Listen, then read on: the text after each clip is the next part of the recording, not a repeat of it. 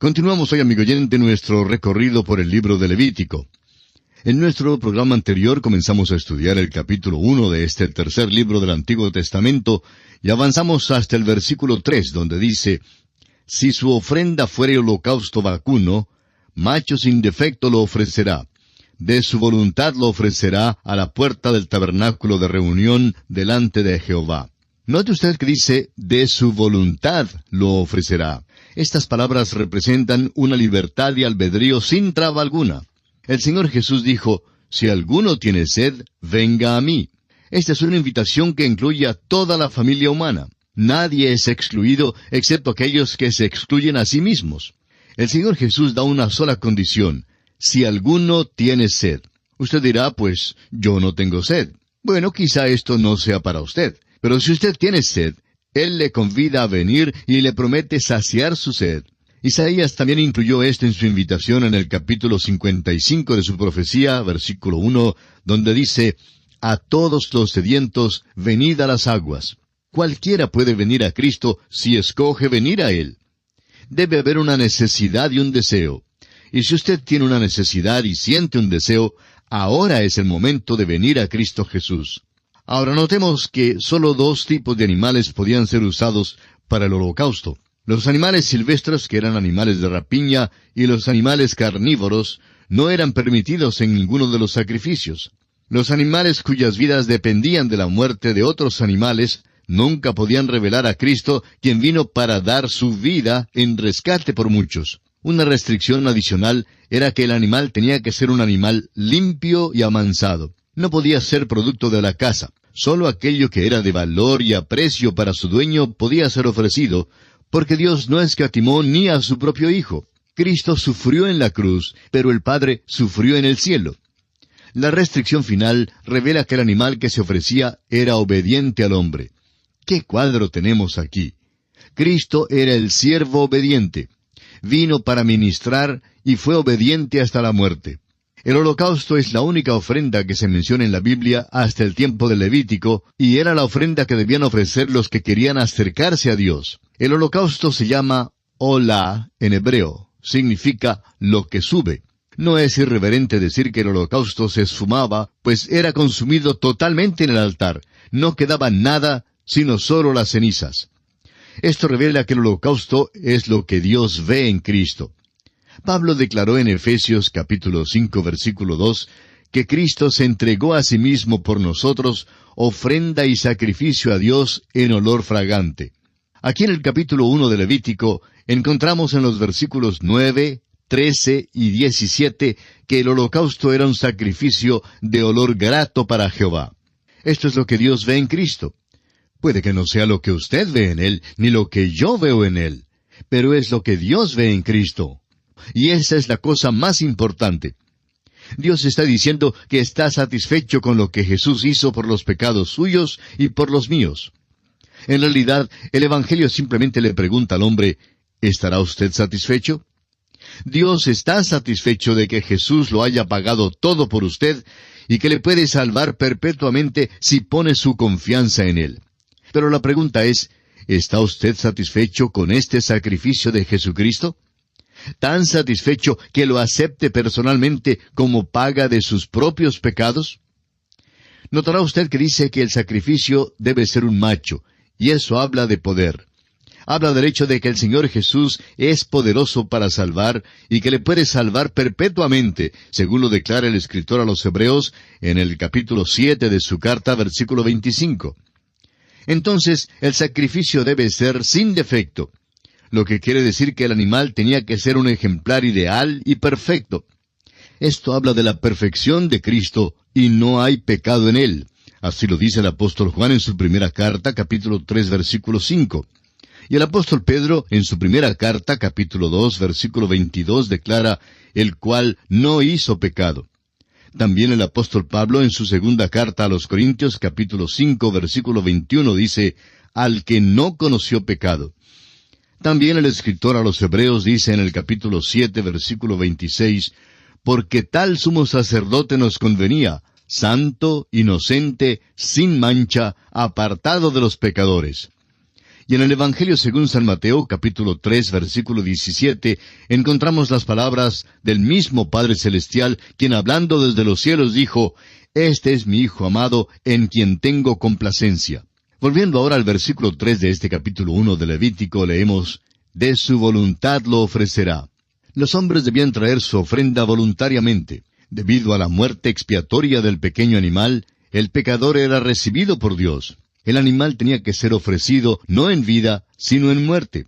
Esto era absolutamente imperativo. Amigo oyente, no es la vida sin defectos de Cristo, ni nuestra aprobación de Él lo que nos salva. Es su muerte. Solo su muerte la que puede salvar al pecador.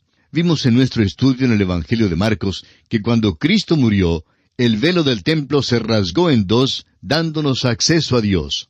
Es su muerte la que salva al pecador. Fue su muerte la que abrió el camino hacia Dios. Es que el velo es su carne, según lo vemos en Hebreos 10:20. Su perfecta vida nos excluye de Dios. Lo que Dios demanda es una vida que sea tan perfecta como la vida de Cristo, y ni usted, amigo oyente, ni yo podemos reproducirla. Su vida es la norma. El Padre pudo decir en cuanto a Jesús, «Este es mi Hijo amado, en quien tengo complacencia». Usted y yo no podemos satisfacer esa norma. Por tanto, la vida de Cristo no puede salvarnos. Nos excluye de Dios, así como el velo en el tabernáculo excluía al hombre de la presencia de Dios. Se hace entonces imprescindible otra base para poder llegar a Dios. El único camino es por medio de la muerte de Cristo. Ella fue la que rasgó el velo. En el mismo momento en que usted y yo llegamos mediante la muerte de Cristo, el camino a Dios está abierto. Es la muerte de Cristo la que salva al pecador. Recuerde que la ofrenda debía ser traída voluntariamente. No era obligatoria. No es tampoco obligatorio que usted venga a Cristo.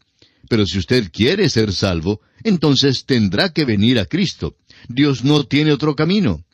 En Juan 14:6, el Señor Jesús dijo, «Nadie viene al Padre sino por mí». Usted puede pensar que esto es dogmático y estrecho, y le diré que es exactamente así. Pero lo interesante es que este camino le traerá a Dios.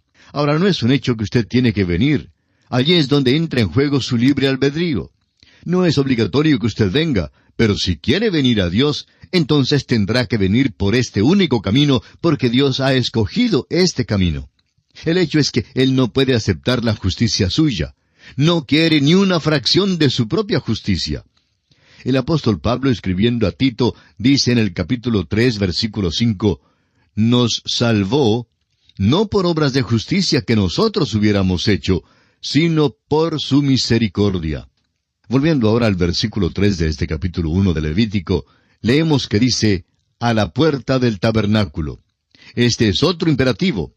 No podían ofrecer su sacrificio expiatorio en ningún otro lugar. Esto era para guardar a Israel de la idolatría.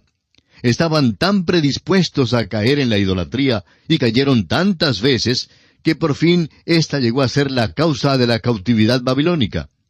Y esto, a propósito, tiene un mensaje para nosotros, y es evitar el presumir que podemos llegar a Dios por nuestro camino, según nuestros términos. No nos toca a nosotros fijar las condiciones para venir a Dios. Es Dios, amigo oyente, quien fija las condiciones. Y ante Dios, como dice Isaías en el capítulo 64 de su libro y versículo 6, «Todos nosotros somos como suciedad, y todas nuestras justicias como trapo de inmundicia». Dios no aceptará nuestras justicias. Muchos creen que la justicia de Dios es simplemente algo que está a un nivel un poco más alto que la justicia de los hombres. Pero eso no es verdad. La justicia de Dios, amigo oyente, es enteramente santa. La única justicia que Dios puede aceptar es la justicia de Dios, la que nos es dada por fe en Jesucristo. No se puede trabajar para obtenerla, no se la puede comprar. Usted no tiene nada que ofrecer a Dios y su propia justicia simplemente fracasará. Dios no aceptará nuestra pobre justicia. La ofrenda tiene que ser presentada a la puerta del tabernáculo. Amigo oyente, el camino de la cruz es el único camino que conduce al cielo. No hay otro camino. Cristo dijo que nadie viene al Padre sino por mí. Pasemos ahora al versículo 4 de Levítico capítulo 1. y pondrá su mano sobre la cabeza del holocausto, y será aceptado para expiación suya. Y pondrá su mano sobre la cabeza del holocausto. El Dr. Kellogg llama a esto un hecho de designación. Esto es revelado en Levítico capítulo 24, versículo 14, donde los testigos debían poner las manos sobre el blasfemo antes que fuera muerto a pedradas. Moisés puso su mano sobre Josué, designándole así como su sucesor. El Dr. Kellogg escribió un libro muy bueno sobre Levítico. Ahora está agotado, pero es un libro tan maravilloso que quisiéramos citar un pasaje que habla en cuanto al poner la mano sobre la cabeza del animal, y dice así: simbolizaba una transferencia, según la provisión misericordiosa de Dios, de una obligación de sufrir por el pecado del que ofrece a la víctima inocente. En lo sucesivo, la víctima ocupaba el lugar del que ofrecía, y así era tratada. Hasta aquí la cita del Dr. Kellogg. En otras palabras, cuando el hombre entraba y ponía su mano sobre la cabeza del pequeño animal que debía ser muerto, designaba a este pequeño animal como su reemplazante. El hombre estaba confesando así que él mismo merecía morir. Amigo oyente, cuando usted acepta a Cristo como su Salvador personal, usted está diciendo que usted es pecador y que no puede salvarse a sí mismo.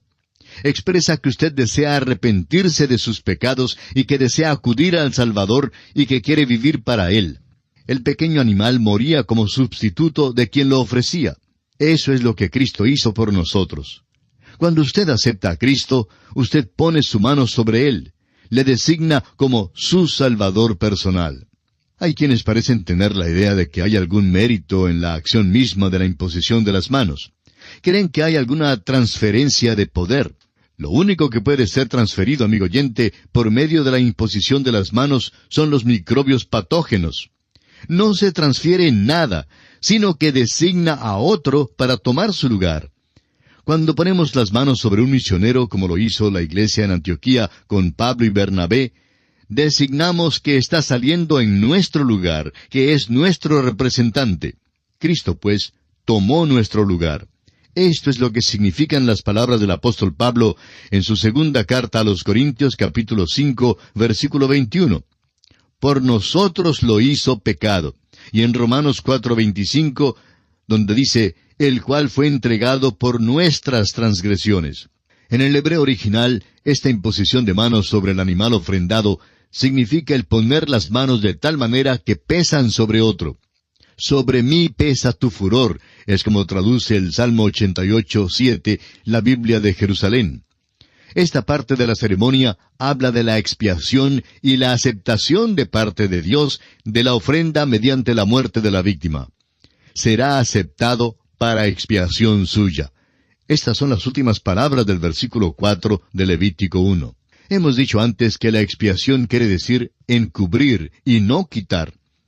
El escritor a los Hebreos nos dice en el capítulo 10, versículo 4, porque la sangre de los toros y de los machos cabríos no puede quitar los pecados. El Cordero de Dios tiene que quitar el pecado. Esta ofrenda se hacía públicamente. El ofrendante iba al tabernáculo y caminaba al lado del altar y allí daba muerte al pequeño animal. Era un hecho público. Y amigo oyente, es necesario que uno confiese a Cristo públicamente. Es por la fe que ponemos la mano sobre Cristo, pero el público necesita saber que lo estamos haciendo. Creemos que esto es principalmente el significado del bautismo del creyente en Cristo. El bautismo significa ser identificado con. Esta es una confesión pública de que uno se ha identificado con Cristo en su muerte y en su resurrección. A partir del versículo 5 de este capítulo 1 de Levítico, comenzamos a considerar el ritual del holocausto. Leamos el versículo 5.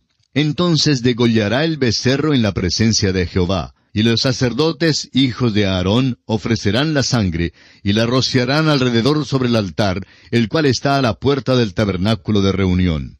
Llegamos ahora al ritual del holocausto.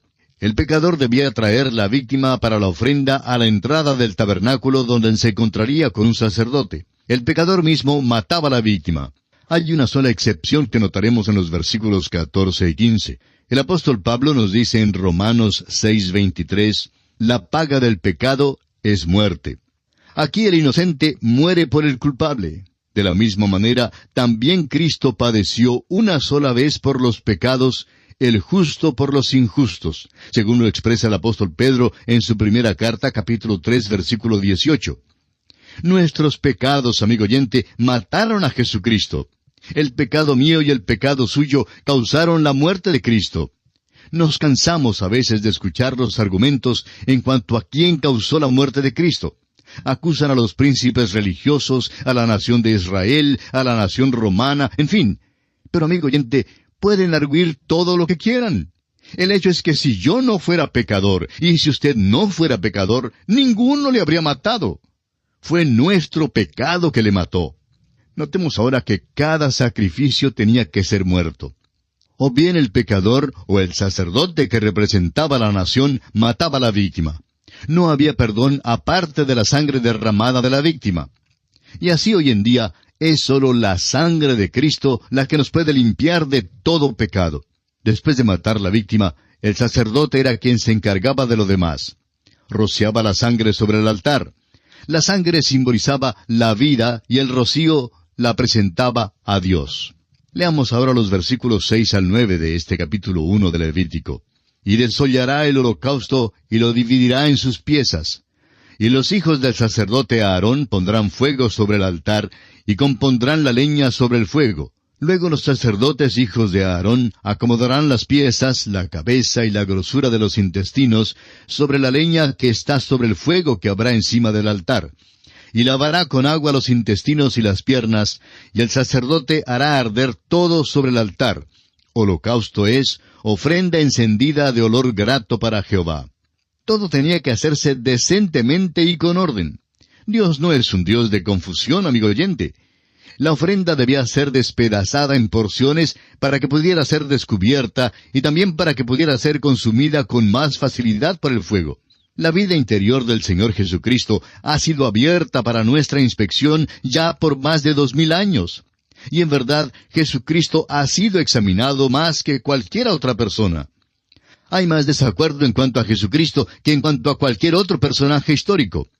Esto fue cierto en el tiempo cuando Él vivía sobre la tierra, y todavía es verdad hoy en día. Jesús todavía hace la pregunta, ¿quién dicen los hombres que es el Hijo del Hombre? Hay toda clase de criterios hoy en día, y no faltan los que realmente son blasfemos. Sin embargo, todavía es cierto que Él es santo, inocente, sin mancha, apartado de los pecadores. Leamos ahora los versículos 10 al 13 de Levítico capítulo 1.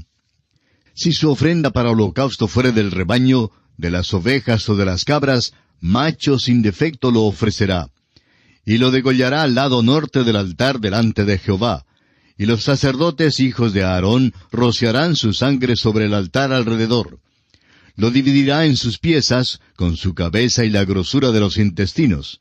Y el sacerdote las acomodará sobre la leña que está sobre el fuego que habrá encima del altar. Y lavará las entrañas y las piernas con agua, y el sacerdote lo ofrecerá todo, y lo hará arder sobre el altar. Holocausto es, ofrenda encendida de olor grato para Jehová. Note usted una vez más que la ofrenda es despedazada en porciones y totalmente descubierta. Jesucristo, quien ha sido puesto bajo examen por todos estos años, todavía hoy es del todo deseable. Notemos también que el fuego tenía que ser usado en el altar. El fuego no representa necesariamente el infierno, ni la venganza, ni la ira. No estamos de acuerdo con los que exageran tanto este significado del fuego. El fuego no simbolizó estas cosas en la zarza ardiente que le apareció a Moisés. El fuego muchas veces simboliza la fuerza purificadora y el poder irresistible de Dios. Malaquías 3:3 nos dice, «Y se sentará para afinar y limpiar la plata, porque limpiará a los hijos de Leví, los afinará como a oro y como a plata». El fuego es aquella fuerza irresistible de Dios que a veces destruye y a veces limpia y a veces consume. La índole del objeto determina el proceso que tomará. Aquí en el holocausto, el fuego habla de la entrega total de Cristo a Dios. Es la consagración absoluta. En nuestra experiencia, esto también es esencial si es que vamos a adorar a Dios en espíritu y en verdad. Deuteronomio 4:24 dice, porque Jehová tu Dios es fuego consumidor, Dios celoso. Amigo oyente, usted no puede simplemente divertirse y salir bien con Dios. Y es por eso mismo que hay tanto que es falso en nuestras iglesias hoy. Es por eso que hay tanto que es falso en lo que se hace pasar por servicio cristiano en nuestros días. Amigo oyente, queremos decírselo bondadosamente, pero usted no está sirviendo a Dios a menos que usted esté permitiéndole limpiar y purificar su vida. Nos hemos olvidado de este asunto de la santidad en nuestros días. Hace falta en las iglesias y en nuestras propias vidas. Continuemos ahora leyendo los versículos 14 al 16 de Levítico capítulo 1. Si la ofrenda para Jehová fuera holocausto de aves, presentará su ofrenda de tórtolas o de palominos. Y el sacerdote la ofrecerá sobre el altar, y le quitará la cabeza, y hará que arda en el altar. Y su sangre será exprimida sobre la pared del altar. Y le quitará el buche y las plumas, lo cual echará junto al altar, hacia el oriente, en el lugar de las cenizas. La pobreza no constituía ninguna excusa para no traer a Dios una ofrenda. Se podía sustituir al becerro o cordero por un ave. Cualquiera podría salir a buscar un ave para ofrecerla. ¿Notó usted que cuando nuestro Señor Jesucristo nació, sus padres ofrecieron tórtolas? Sus padres eran pobres y Jesús nació en la pobreza. Veamos ahora en el versículo 17 cuál es el motivo del holocausto. Y la henderá por sus alas, pero no la dividirá en dos. Y el sacerdote la hará arder sobre el altar, sobre la leña que estará en el fuego. Holocausto es ofrenda encendida de olor grato para Jehová. Note usted que esta es la tercera vez que se menciona que era una ofrenda de olor grato para Jehová. Es claro que este era el motivo del sacrificio. Es lo que Dios ve en Jesucristo. Y aquí, amigo oyente, tenemos que detenernos por esta oportunidad. En nuestro próximo programa, Dios mediante, estudiaremos la ley del holocausto, aunque en realidad esta ley no aparece aquí en el capítulo 1 de Levítico. La ley del holocausto se encuentra en el capítulo 6, en los versículos 8 hasta el 13, y le recomendamos estudiarla y prepararse para nuestro próximo programa. Es nuestra oración que el Señor le bendiga en gran manera.